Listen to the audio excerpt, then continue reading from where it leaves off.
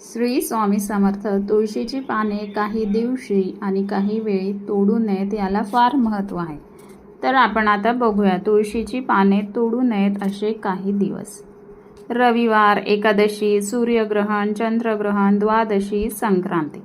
घरात कोणाचा जन्म झाल्यावर आणि नाव ठेवेपर्यंत सुद्धा तुळशीची पाने तोडू नयेत. घरात कोणाचा मृत्यू झाल्यास 13व्या दिवसापर्यंत तुळशीची पाने तोडू नयेत. तुळशीची पाने तोडू नयेत अशा काही वेळा सुद्धा आहेत, त्या म्हणजे सूर्योदय आणि सूर्यास्ताच्या वेळी रात्री तुळशीची पाने कधीही तोडू नये. तुळशीच्या रोपाबाबत काही नियमांची विशेष काळजी घेणे अत्यंत आवश्यक आहे. तुळशी मातेची प्रार्थना करूनच तुळशीची पाने तोडावीत.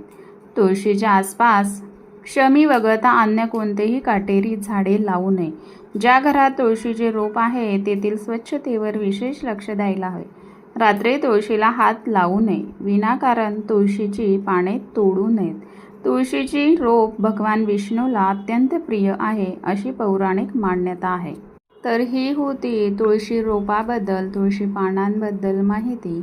धन्यवाद.